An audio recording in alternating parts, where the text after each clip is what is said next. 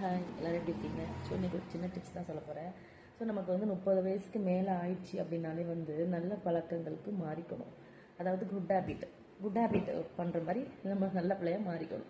ஏன் என்ன அப்படின்னு கேட்குறீங்கன்னா, இப்போ நம்ம 30 வயசுக்கு வரைக்கும் நம்ம எப்படி வேணாலும் இருந்திருக்கலாம், என்ன வேணாலும் சாப்பிட்ருக்கலாம். ஸ்வீட் சாப்பிட்ருக்கலாம், லேட் நைட் சாப்பிட்ருக்கலாம், ரைஸாக சாப்பிட்ருக்கலாம், இல்லை தோசை இட்லியாக கூட சாப்பிட்ருக்கலாம், அந்த கூல்ட்ரிங்க்ஸ் அந்த மாதிரி கூட குடிச்சிருக்கலாம்,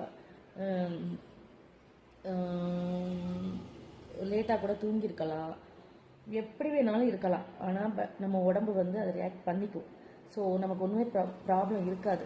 பட் 30 வயசுக்கு மேலே ஆயிடுச்சு அப்படின்னா அந்த கெட்ட பழக்கத்தெல்லாம் விட்டுட்டு நீங்கள் ஒரு மாறிக்கணும் குட்டா.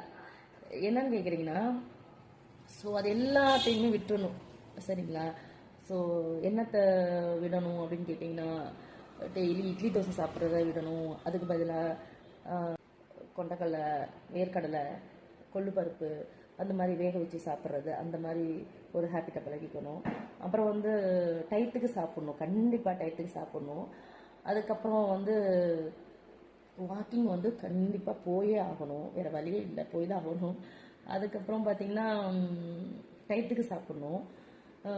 தென் லேட் நைட்டு சாப்பிடவே கூடாது, அதே மாதிரி லேட் நைட்டு தூங்கக்கூடாது, டயத்துக்கு தூங்குறதுக்கு கற்றுக்கணும். அப்புறம் இந்த குளிர்பானம் அதெல்லாம் குடிக்கிறது, இந்த ஸ்வீட் சாப்பிட்றது அதெல்லாம் வந்து நிறுத்திக்கணும். அண்ட் தென் பார்த்திங்கன்னா நல்ல வெஜிடபிள்ஸு, காய்கறிகள் அந்த மாதிரி சாப்பிட்ணும்.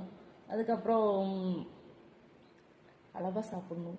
அந்த மாதிரிலாம் வந்து நிறையா குட் ஹேபிட்ஸ் இருக்குது, நல்ல பழக்கங்கள் இருக்குது. அதெல்லாம் வந்து நீங்கள் வந்து அதுக்கெல்லாம் அடிமையாகிக்கணும். 30 வயசுக்கு மேலே ஆயிடுச்சுன்னா, 30 வயசுக்குள்ளே பார்த்தீங்கன்னா நீங்கள் வந்து என்ன வேணாலும் சாப்பிட்ருந்துருக்கலாம். ஸோ 30 வயசுக்கு மேலே ஆயிடுச்சு, 30 இயர்ஸ்க்கு மேலே ஆயிடுச்சுன்னா நீங்கள் இதுக்கெல்லாம் அடிமையாக இருந்துக்கணும். அடிமையாக இருந்தால் தான் உங்களுக்கு முட்டி வலி, கால் வலி, கை வலி, sugar and thyroid problem, weight போடுறது அந்த மாதிரி எந்த பிரச்சனையும் இருக்காது.